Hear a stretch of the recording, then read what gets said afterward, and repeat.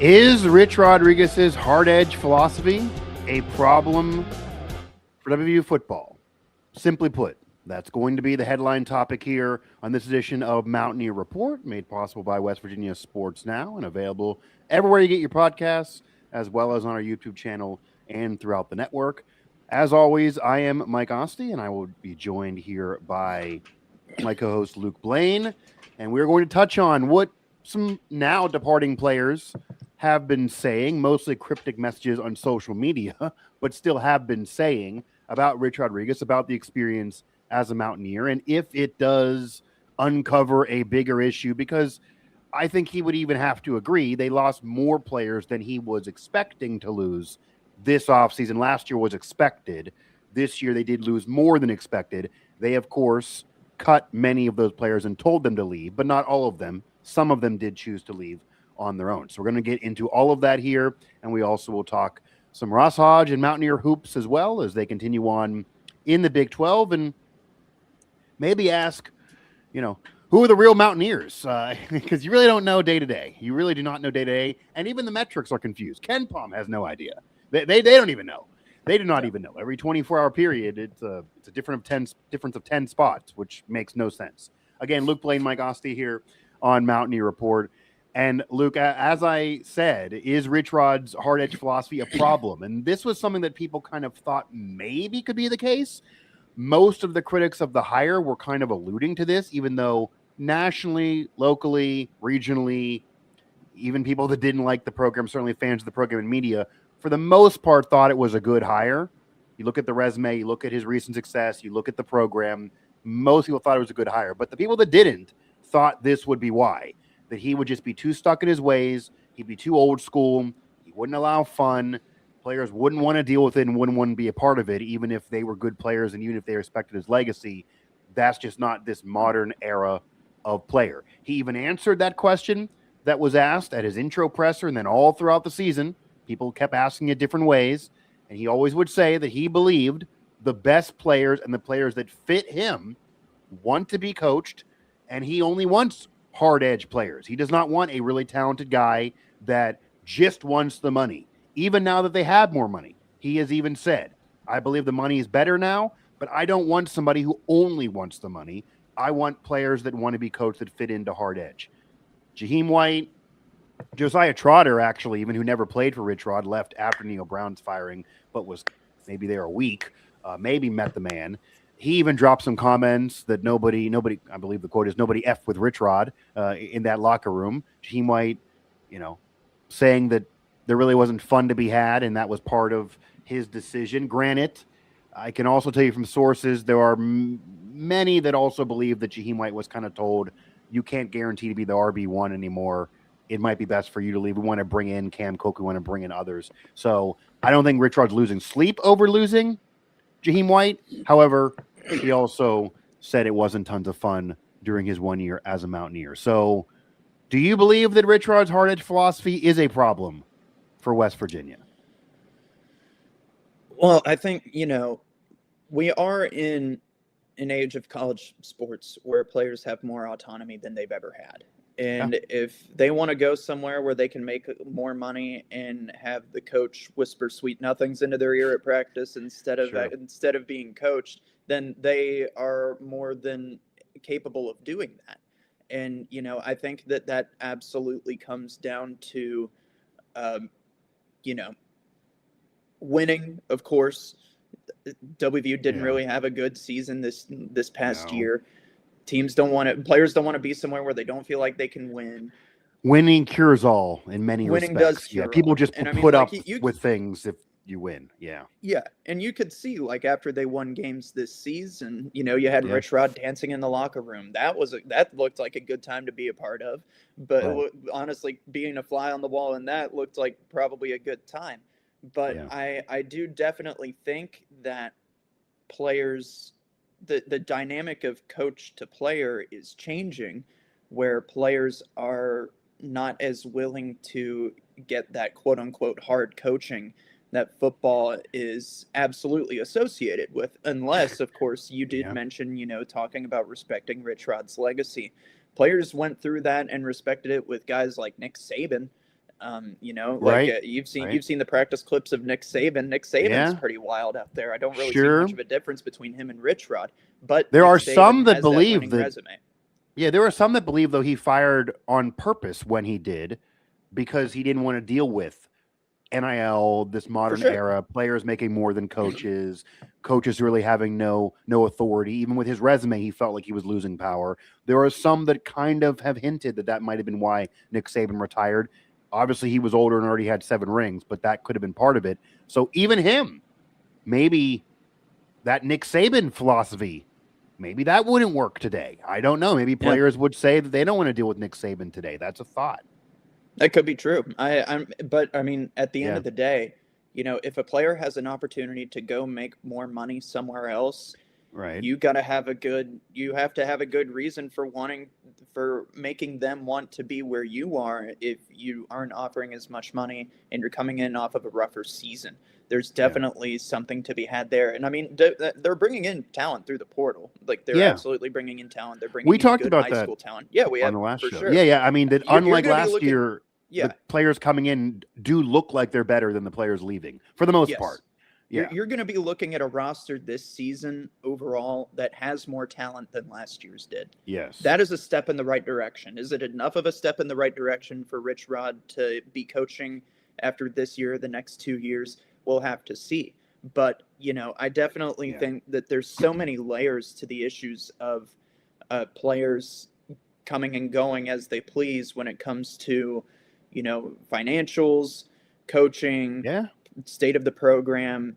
And I guess the program in terms of an on-field product isn't where you want it to be, for sure. I think Rich Rod is capable of getting the team there from a coaching standpoint, but depends on, I think it can almost be true that every coach needs their sort of guys to come in and buy into their philosophy. But I don't know. I mean, I personally do not want Rich Rod yelling at me. And of course, I'm not a Division I football player. I could imagine Rich Rod yelling at Luke Blain. I can see. Well, would Luke Blain cower in fear? Is that what you're saying? No, I'd stand tall. I think I like to think I would.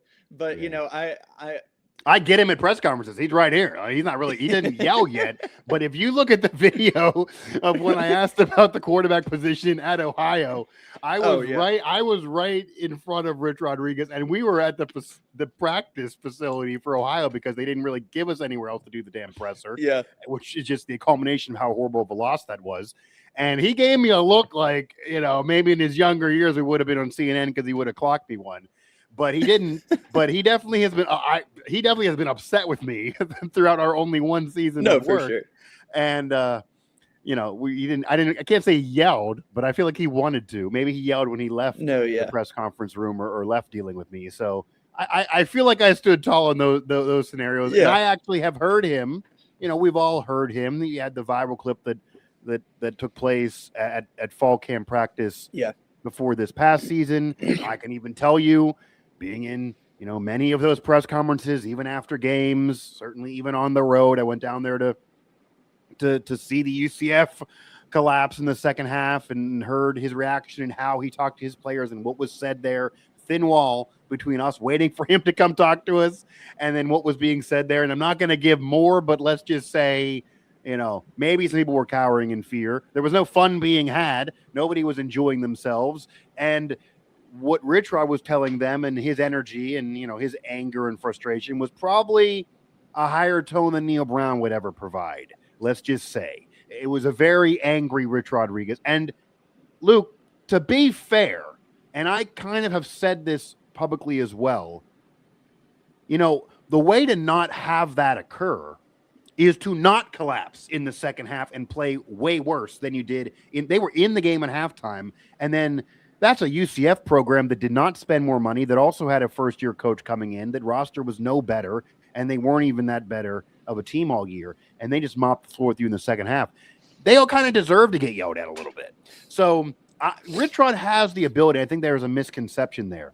If you talk to his players, the Steve Slaytons of the world back in the day, and they won a lot, but even Rasheed Marshall, who dealt with some losses, and going way back, Jed Drenning, who dealt with losses way back at Glenville State.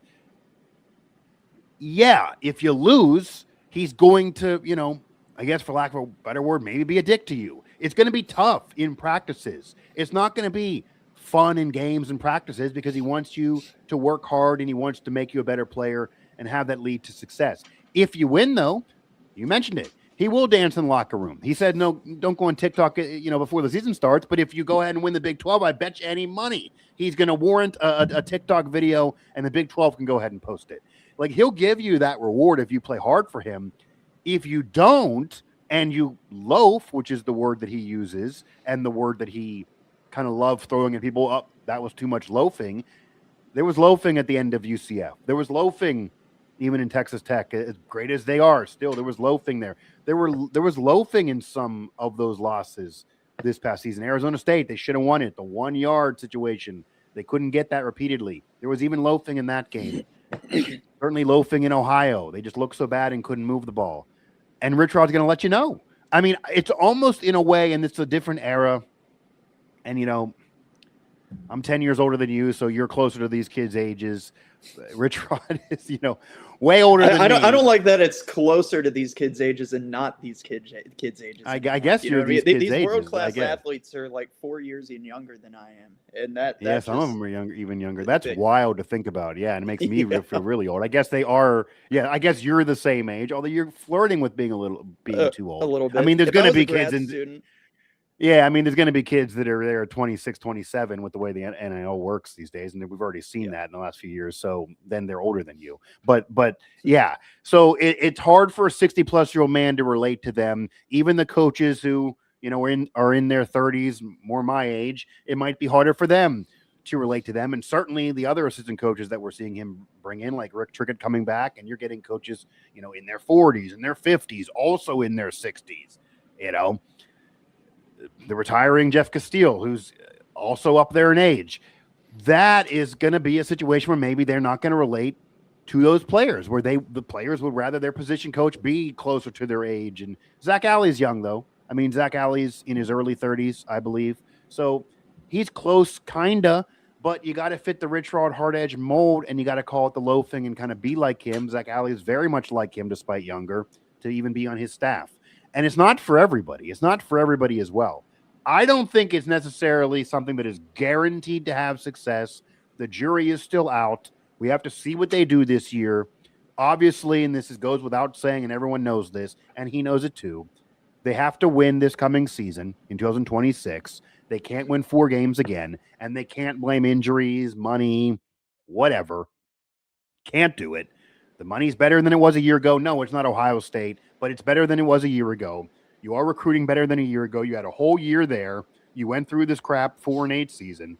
You brought a little culture in, even though you lost a lot of those players, and that's the problem with losing so many guys. The players that bought into the culture, a lot of them are now gone or graduated or trying a pro career or whatever. So you got to kind of instill it again.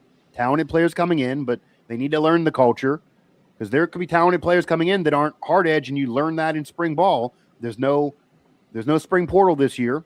So, Rich Rod is, in a way, it's good.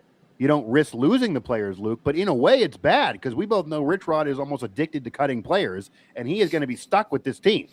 I mean, this is the squad. Barring a scandal or barring somebody wanting out and you let him out of the letter, which could happen, this is it. You can add players, but there's not another portal window in particular. This is mostly going to be the team that we'll certainly see in spring ball and coming out of spring ball. So a lot of the excuses are gone, and they got to win. And if they win, a lot of that will be fixed. I mean, as funky as the beginning of the Neil Brown tenure was, and how much drama was even there throughout, and the fan base was seemingly never happy, and there was a lot of toxicity, what's the 1 year that kind of washed away a little bit? 2023, when they won 9 games. That's the year that there wasn't as much of an outcry, that people weren't as mad, and there weren't the locker room vampires that players talked about. All of a sudden in that year, it's better, because they're winning more games. That's really what it's going to be, and I think the reason why the jury is still out is because of what players are saying. A younger coach maybe wouldn't have to deal with this, but we have also seen it work, and somebody brought it up here as we're streaming this live in the chat. We'll also podcast this after the show, of course. Mountaineer Report, Luke Blain, Mike Asti with West Virginia sports now that it is working for Curt Cignetti. So even if Nick Saban left because he didn't want to have to deal with it, and Curt Cignetti is dealing with more money than WVU has for sure. I mean, Indiana spent a lot of money. That's part of building that team up. That's part of why he's having success there that was never seen before. But he does have the no smile, never be satisfied mentality. Yeah. And yet the Heisman winner, many other great players are buying in, and then you can celebrate after winning, and they've been winning all these games and won every game to this point, and we'll see if they win a national title. So it certainly has been working for Curt Cignetti. Yeah. Yeah, you can also say that Curt Cignetti has had more proven success in recent years than Rich Rod has. I mean, he really built going back to JMU. Yeah, he built a really good program at JMU, and then those guys followed him to Indiana, a bunch of guys who already knew his system. And, Rich Rod coming from Jack State to WVU didn't really bring too many Jack State players, minus, Cam Vaughn, Fred Perry, but that was about it. And Cam Vaughn, I'll tell you, they're not really feeling he's hard edge. He's bouncing out. He's no longer with the program, and he was kind of told that you don't really fit. And to be fair, he didn't come back on an interception. He's not really the best guy to be around. He kind of has loafed at times. He's a little bit about himself, and that doesn't fit the Rich Rod personality. So even a player that Rich Rod thought was a Rich Rod guy that he brought over because of his talent, he later learned that's not really a Rich Rod guy. And he's willing to get rid of guys and willing to go through bringing in new players all the time, which it cannot work every year. This is still half of last year, but still a lot of players to deal with constantly. And yeah, now Rich Rod did win a conference title at Jack State. He had success there. He also brought them up from being FCS to being FBS. Same kind of thing that Curt Cignetti did. There's parallels of Curt Cignetti at JMU to Rich Rod at Jack State.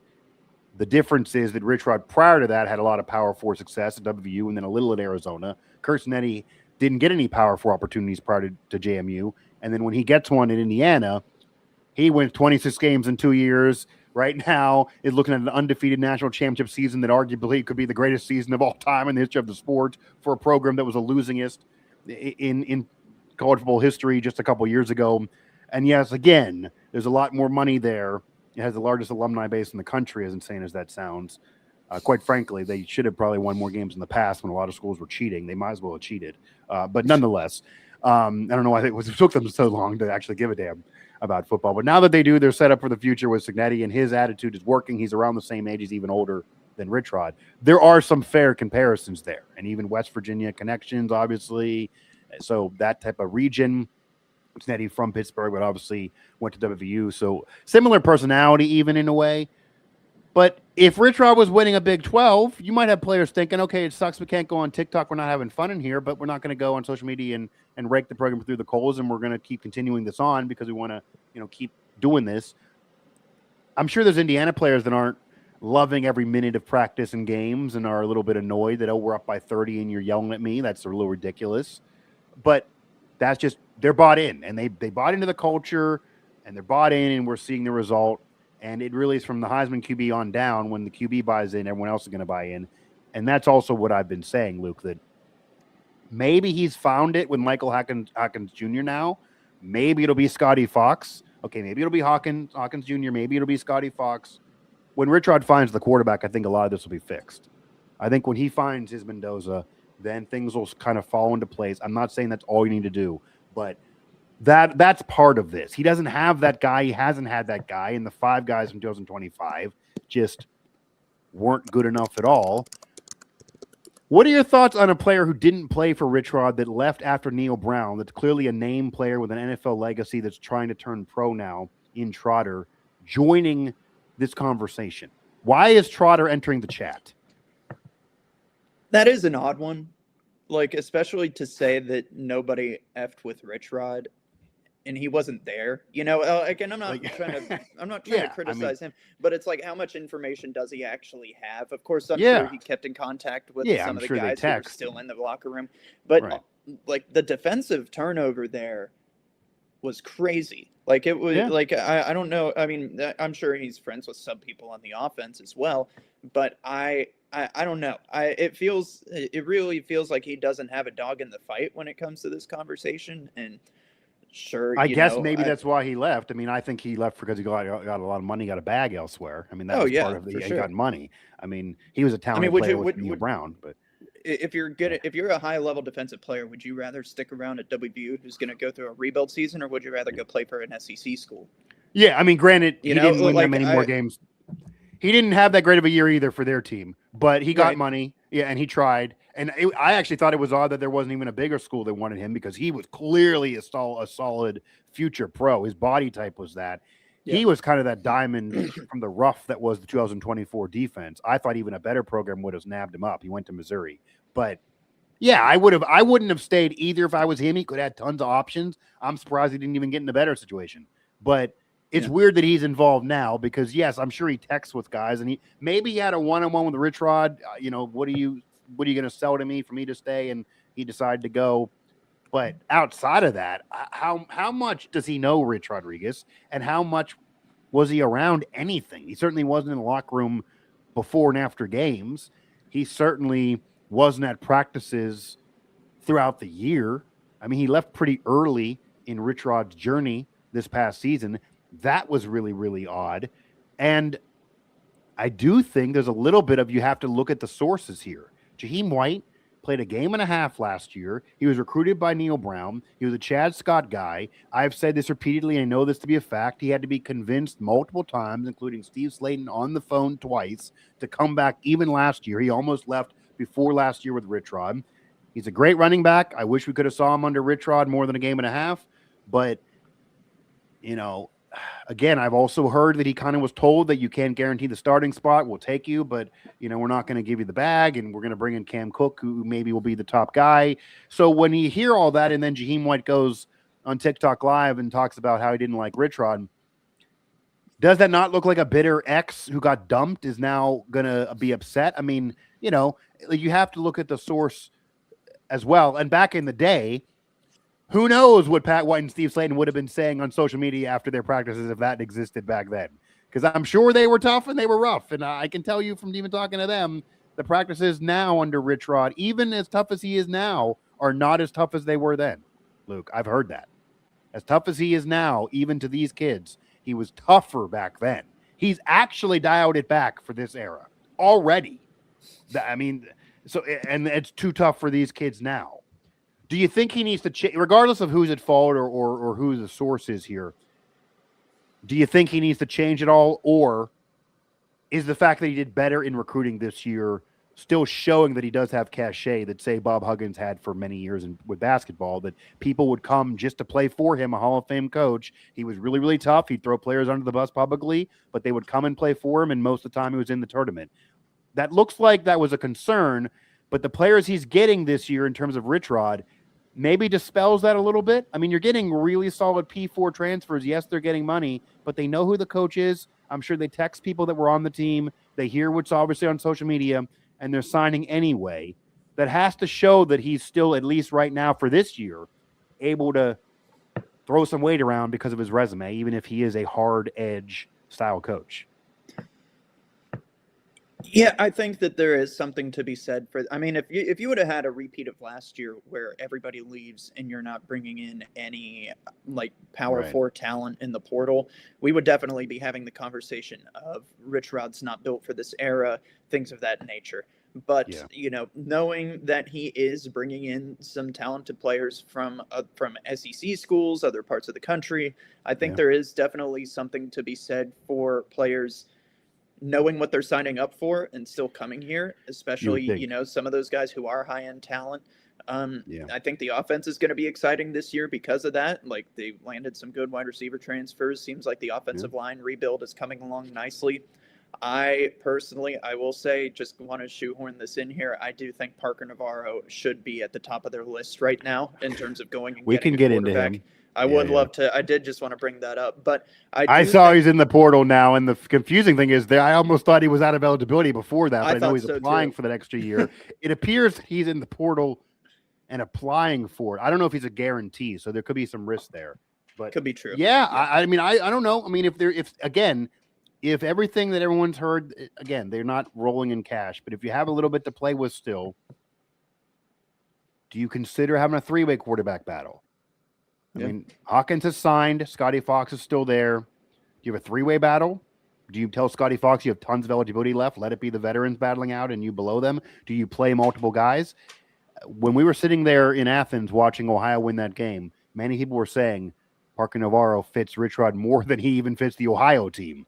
Like, that could be Rich Rod's QB. Now, granted, at most he'd have 1 year, but this is the year you got to win. Yeah, that's a fair thought. No, I'm definitely I was always a big fan of Parker Navarro's game. Okay. So seeing him in WVU's system and seeing, like, I think right now, I think the main thing should be, and I think this is what they're buying into as well, you need to try to get the offense to its full potential this coming season. And, you know, you have Scotty Fox, you have Hawkins back there. But if you could have a chance to get a guy like Parker Navarro, who I think, given the current circumstances, could absolutely be quarterback one on this team, I think that would absolutely be a huge get for the Mountaineers. But, you know, is he hard edge? Is he going to come in and work? Right. Is he, you know, all those, you know, those are questions that you're just going to have to level with now that Rich Rod is the head coach. So I absolutely, you know, I think that there's a path forward with the hard edge to just kind of get back to what you originally asked. He also could maybe not get, I looked it up just for the purpose of this. He is having to seek the 7th year. So like, it's not a guarantee. That's a long time. It's not a guarantee. We've seen players get turned down for that. It could be a risk if you bring him in and piss off the other QBs and then he doesn't get the eligibility, then you lose the locker room. It could be a risk, but he does really, really fit in. It's too bad they couldn't get him last year. That would have been the year. But yeah. So I don't know. We'll see. You know, obviously Rich Rod has more time this time around to see if the guys available really are his guys and want to buy into that system. But, you know, I'm just thinking about it in terms of the results we got last season. Didn't look great. Now you have players leaving and saying this and that about Rich Rod in the locker room. Of course, Trotter being one of them, I don't think carries too much weight in terms of, you know, like the fact that he wasn't there. But I think that, you know, that there's opportunities here for WVU for sure. It's just a matter of getting those guys. Yeah, there's definitely opportunity. There's definitely more talent now. We're definitely seeing a little bit of the fruits of the labor financially again that, you know, Rich Rod talked about. You're not going to get into the level where you're ever going to be spending what Texas Tech is spending, for example, almost $30 million just off of last season when they won the Big 12, maybe even more coming up. They're right up there in the transfer ranks, even ahead of West Virginia, who's actually been ranked in the top 10, top 15 for some national publications and what they're doing in the portal in terms of players that are coming in. It's kind of higher than West Virginia's normally ranked, even in good years. That's also telling. But all of that does kind of lend credence to that there is more money there. Rich Rod said, you get to $10 million. I'm a great coach. My staff is great. We can kind of make up for other ground, and then that's how you can really judge us. That's the paraphrase him. And that's, I think, is getting fair. If you get to 10 million, the whole selling point of Rich Rod was he's a better coach than Neil Brown. He's proven it. Pat White was not a 4-star. Steve Slayton was not a 4-star. Like, he's built up 3 or lesser stars and made them Hall of Famers and legends and won a lot of games. And yeah, it's been a long damn time, but he also did it briefly at Arizona. And he even got a lot out of not so much at Jack State. Okay. I mean, Huff, their QB, was unathletic, they even admit, and he ran for a lot of yards there. Granted, it's not a power 4 situation. So he usually gets the most out of his guys. Maybe last year was handicapped with all the injuries and drama and didn't have enough time and got there late, and the money then was not nearly what it has to be, barely over what Neil Brown had his last year. So maybe, you know, I could see fans being mad they were kind of lied to about the money will be fine, and it wasn't. Sure, but it does appear the money's better now, even going to high school recruiting and stealing Kevin Brown and what they're paying him, and, you know, getting Matt Sieg. I know for a fact, this has even been confirmed with people I know that cover Pitt and Pitt sources, that part of why West Virginia won that recruiting battle was they flat out outbid Pitt financially, and Pitt wanted him. They wanted him bad. They brought a truck to all his freaking high school games, and they ended up not getting him. So, again, that's another positive for the program. It also eliminates an excuse if they don't win this year, but the talent should be able to show itself if coached well, and even if they're not going to spend to the Red Raiders level or even top of the conference, if you get the great coaches around players with more talent and can coach them up, and you at least get to a certain level of talent, you should at least be able to compete more at minimum, even if there's still a ceiling for it. It should be more around 7, 8 instead of 4 wins. That should be possible. And we've seen quick turnarounds in this era. But if they have another real bad year and players go on social media and do this again, and then you see more players leave that were expected to not leave, then you really got to evaluate it. I don't think Ren Baker wants, even if they don't have a great year next year, to only give Rich Rod 2 years. I would more say that year 3 is the really year to look at if this doesn't go well. But if there's really a concern about it, if he's too hard edge, then Ren, talk about ages. I mean, Ren's in his 40s. Ren's not in his 60s. Ren's just as close to these kids on the team as he is to Rich Rod. He's right in the middle. I mean, he's all over social media himself. He's not, he's too old to be a millennial, but he's like I believe he's out of the millennial thing, but he's just like a cusp above that in terms of being an AD there. He's a young AD. Most ADs are not that age. Most ADs are older.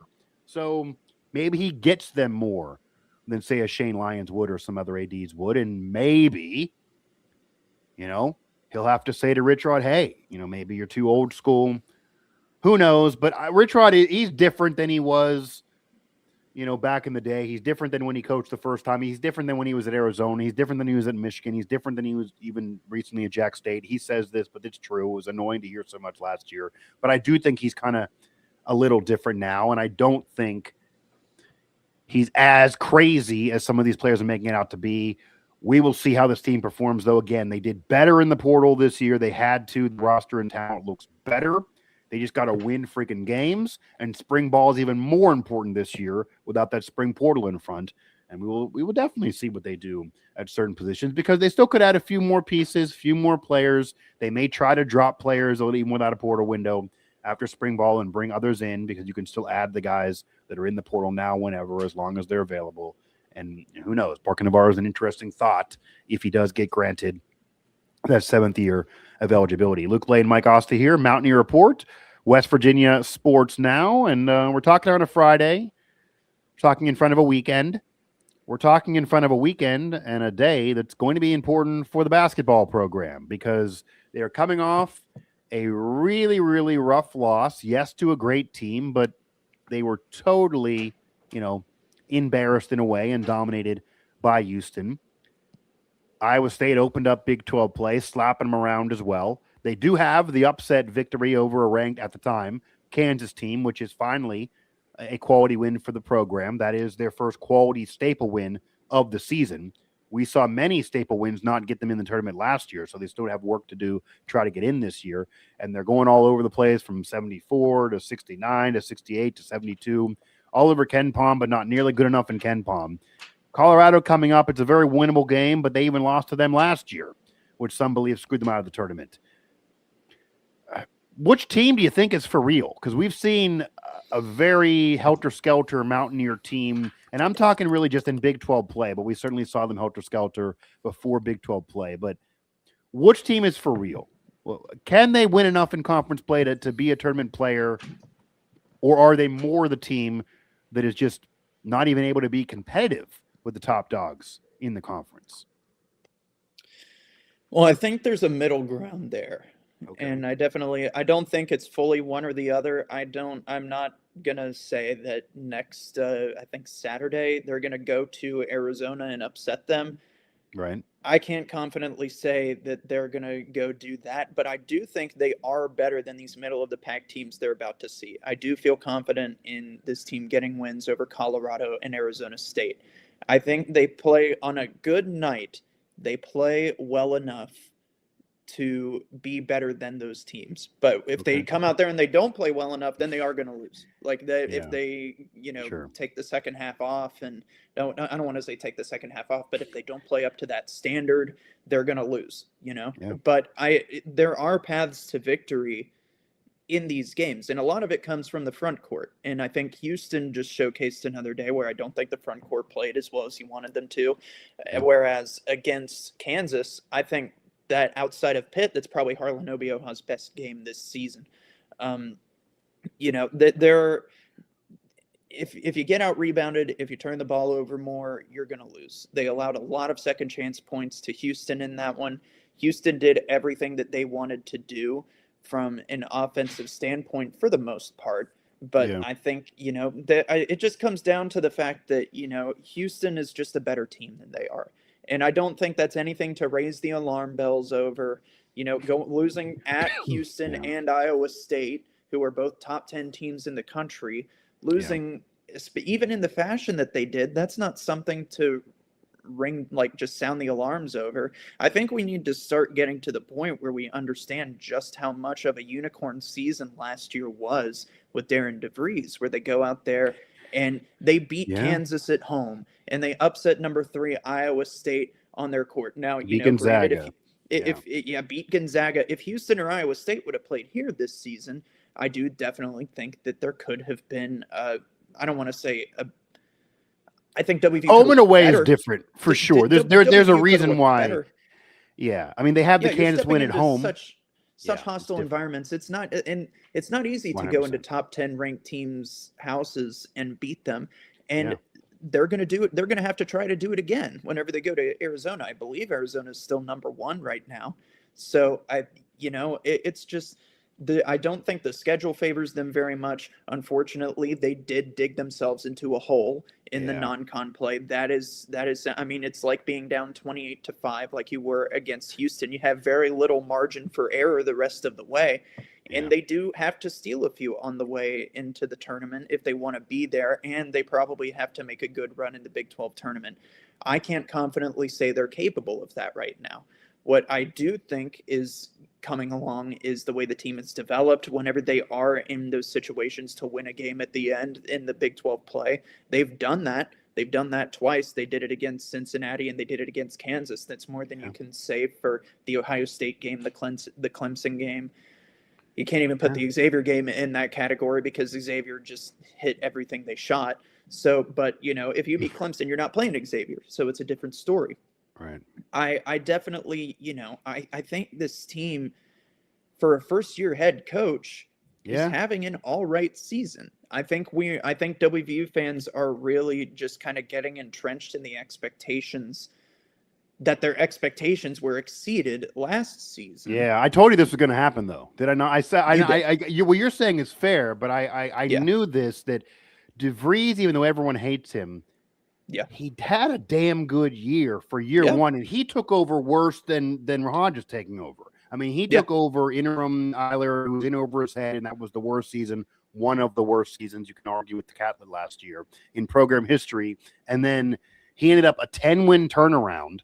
Everybody thinks they should have made the tournament, and they had staple victory after staple victory, all these top 10 wins, 3 top 10 wins.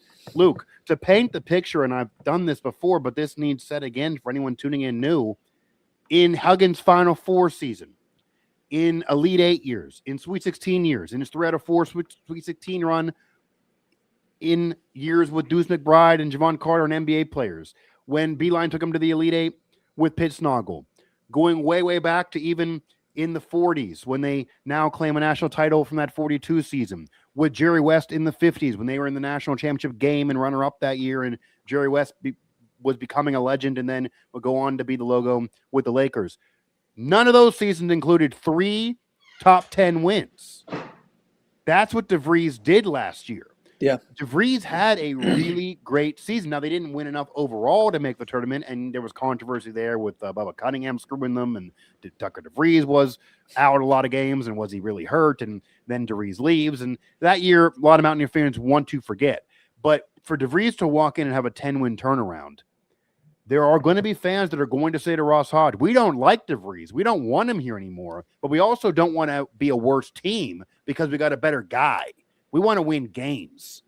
I mean, that guy won more games than you. That guy won bigger games than you. That guy was in the NCAA tournament before getting here. He looked more ready than you. This is your first big-time job. That guy had been through the fire before, and you're coming in here dropping games you shouldn't drop in out-of-conference play. And, yeah, these games are tough.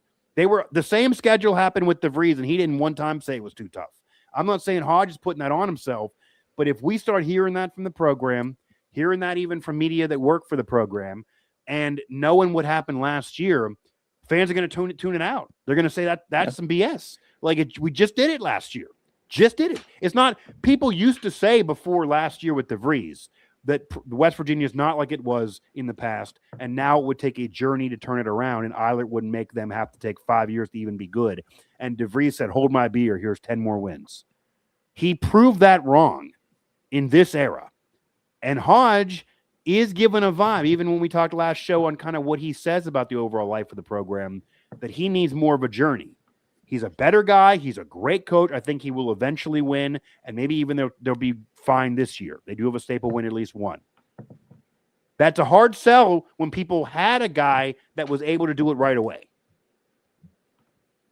That's the thing. No, I definitely think that's true. I think the case that I'm going to make there is just that was a season that was so out of the ordinary in terms of what they were able to do. And Javon Small ended up being way better than advertised, truthfully. I don't think anybody expected him to be that good. True. You know, I do think, like I said it coming into this season, I think this roster had more raw talent coming in than last year's did. More depth. I think you have more depth, absolutely. So I absolutely, I had high expectations coming into this season, and they didn't live up to it. They lost some games that they absolutely should have won. I'm not going to shy away from that, but it is just, I think fans have to come to terms with the fact that what happened last year is so out of the ordinary in terms of what a first-year head coach is able to do. And, and I probably got caught up in that a little bit too whenever I said that they could be a Big 12 contender at the beginning. I said that, but they have depth this year. I mean, the plan was you would have more than one top scorer. Last year when Tucker DeVries went out, it was just Javon Small, and if he couldn't score, they couldn't get over 60. They couldn't win. This year, they built a team with multiple solid scores and multiple shooters, and being able to have depth in scoring. Is it Hodges' fault that Eagle staff has had a roller coaster ride? He looks better now, to give him credit. He had a big shot against Cincinnati. He's getting in double digits and scoring most of these games. He's taking more shots, even if he doesn't hit them. He's taking shots early in games. He looks better now. But in the out-of-conference play, up and down games where he would take 2 to 3 shots and look like he's in the witness protection program. He got benched because of lack of defense.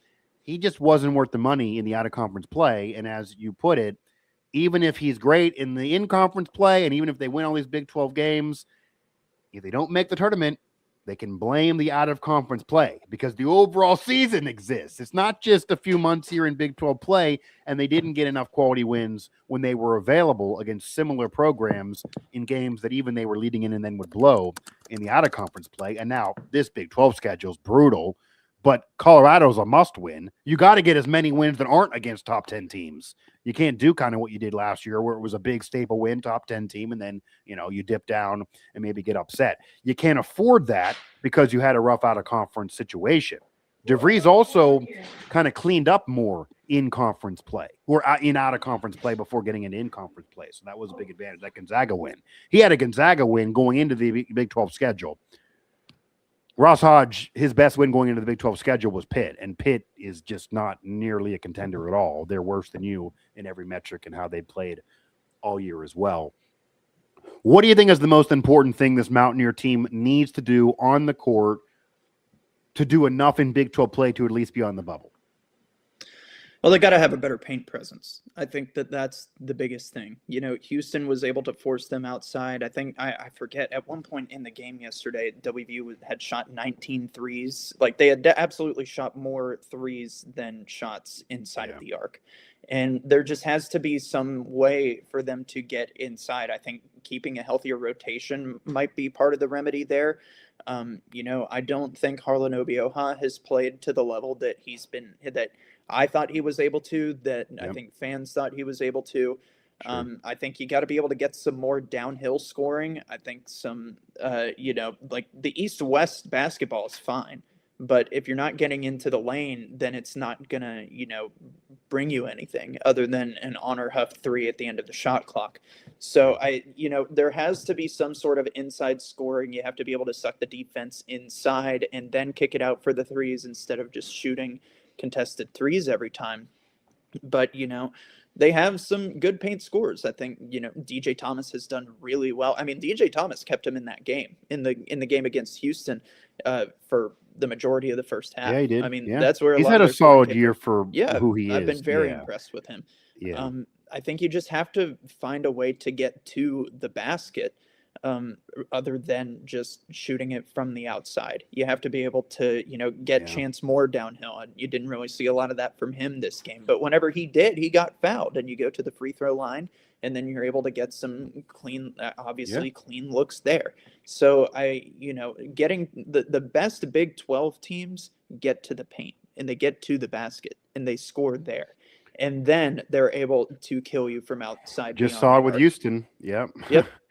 I mean, they have the textbook, which is exactly what Ross Hodge said as intro presser, that he wants to build a program that's very like Houston, that is physical, that gets to the paint, that has the size. You could argue if Ross Hodge has enough of it this year, not really, but Houston's really, really big. Also can shoot. I mean, Houston's not known for their offense, but we saw it against West Virginia this year. And then even if you look at their tournament run last year and their box scores, they can hang points if they have to.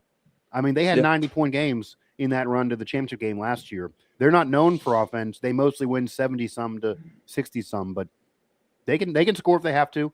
I don't think West Virginia could score 90 points if nobody was out there playing defense. I mean, they just can't do it. Houston can. The elite teams can. So if the Mountaineers are going to win, they're going to win games 68, 64, 72 at max, 68, 62, 60. Those box scores, that's probably what they want to do. They're a great defensive team, at least effort-wise. They're one of the better defensive teams in the conference. Offensively, it's not nearly enough, and Hunter Huff can't do it alone at his size. But if Eagle staff can keep it moving, if they can find enough rebounding-wise, if they can use their size a little bit that they do have, if Obi Oha can play big and play to his size, play to his strength, and they can work in the paint, then they can compete with more of these teams in the Big 12 than they're showing. And I also think that nobody would have been mad if they would have lost to Iowa State and they would have lost to Houston.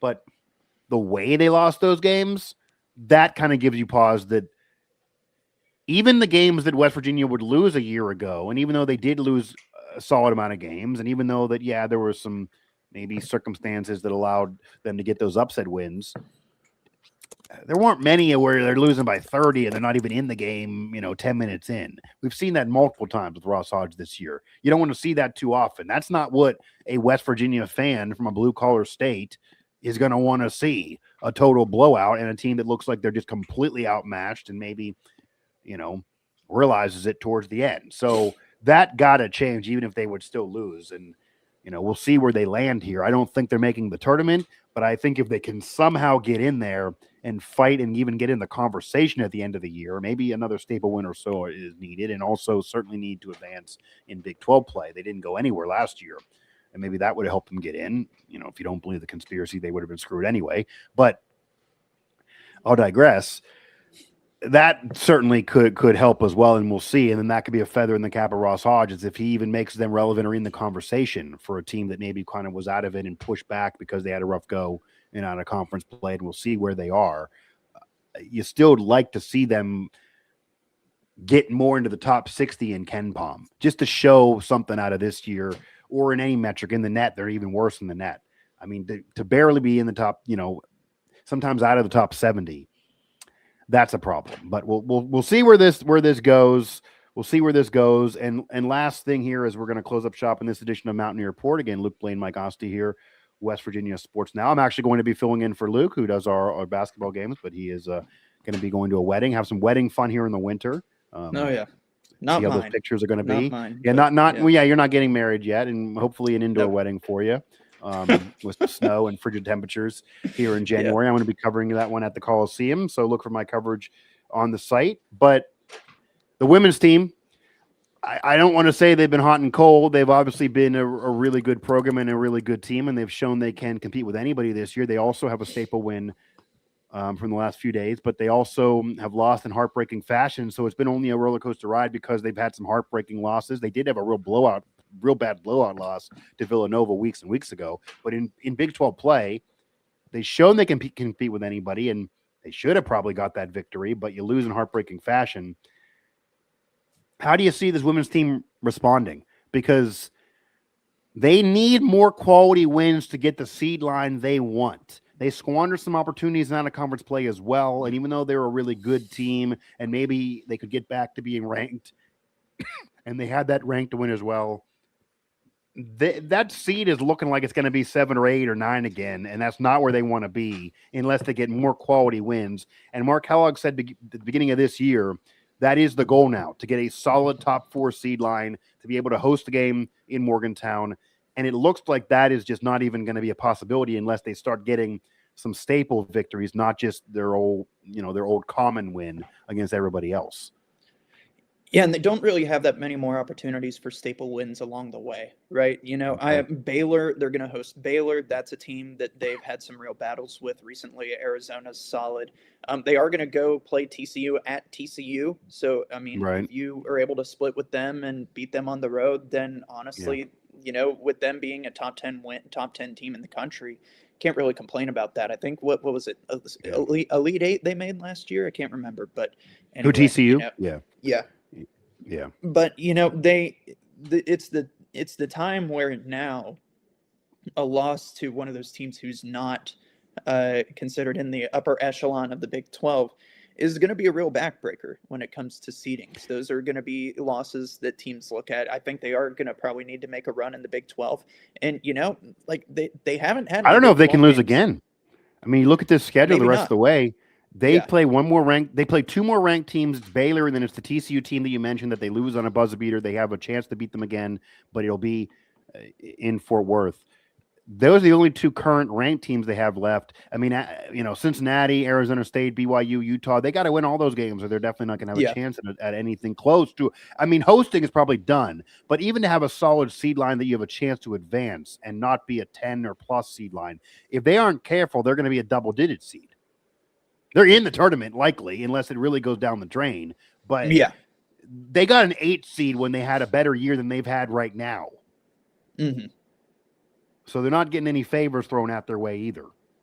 Yeah, I definitely, I think that they are going to probably need to make a run in the Big 12 tournament. But I think a good positive for this team is, even with their losses in Big 12 play, they've never been out of the game. They've never had a team that just takes over and blows them out of the water. Play. That has been the case in past years, and arguably with teams where you can make the argument that you've had more talent. They went and beat Iowa State on the road. That's a really good win. And then you come right down to the wire with TCU.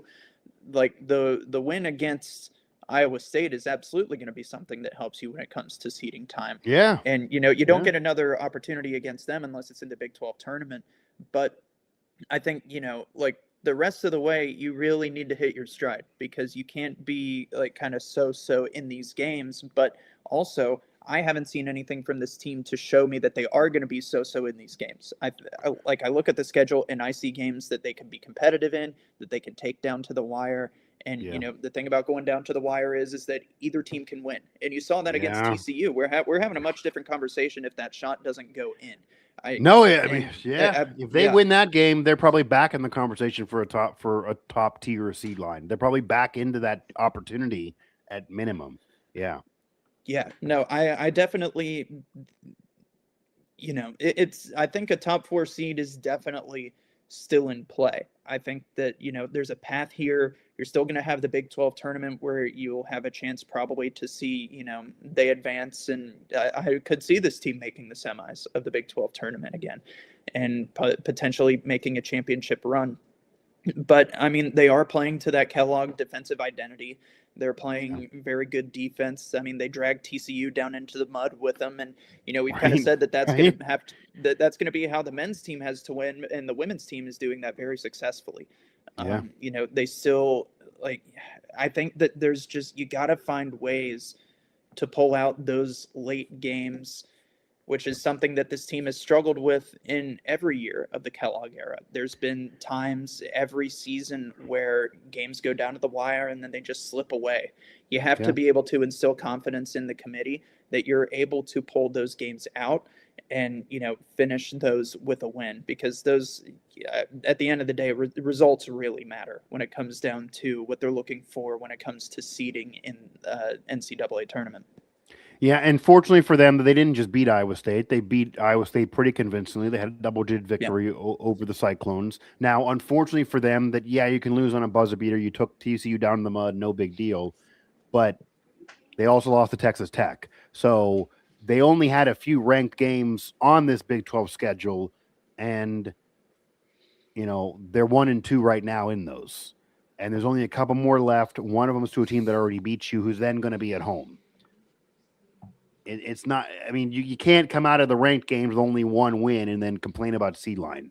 They're going to get in the tournament. They have enough overall victories. They're just a quality program now that'll get that benefit of the doubt. But if it's about the seed line, which it really is, they need to win more big games. We'll see how they perform, though. I imagine they're going to respond well. I imagine Mark Kellogg is going to have them respond well. We've seen that before, that after a hiccup, they then respond really, really well. We've seen that this year. Even after that Villanova embarrassment, they responded very, very well. So I imagine they're going to be very, very, they're going to be fine. They're going to be fine. They're going to get in. They're certainly not going to collapse. But the expectations, and maybe it wasn't fair after Quinterly was leaving. You don't have a WNBA player on this team. People thought maybe they could take a step back this year, and yet they're still in the tournament conversation because Kellogg is a great coach and they have overall depth there. But are they going to actually have that year where they can win a Big 12 conference championship? Are they going to have that year where they can make a Sweet 16 appearance because they have a better seed line? Are they even going to dream of ever hosting in Morgantown? Those are things that are now the goals of the program. None of those look to be happening this year. We will then see about the future and, see Mark Kellogg's future as well. Because, I've heard some things that some jobs that could come open, maybe could lure him away. And, I know he likes it there, but we'll see how long he's around. That was a whole thing people were kind of worried about a little bit under the radar this past offseason. Didn't happen. I can't guarantee it's not discussed again this offseason from what I've heard from a really good reporter who covers women's basketball that is a voter that is really in tune with those things. And he dropped a program that could pull Kellogg away. We'll see what happens, but they need to probably win at least one of those, Baylor or TCU, one of those remaining ranked games in order to have a solid seed line where they really want to be. That'll do it for this edition of the show. Thanks to everybody who chatted along, by the way. You also can find this show in podcast form. Of course, Luke Blain, Mike Asti. This show is available everywhere you get your podcasts. Apple, Spotify, TuneIn, Google Play, etc. Also on YouTube and throughout the West Virginia Sports Now Network.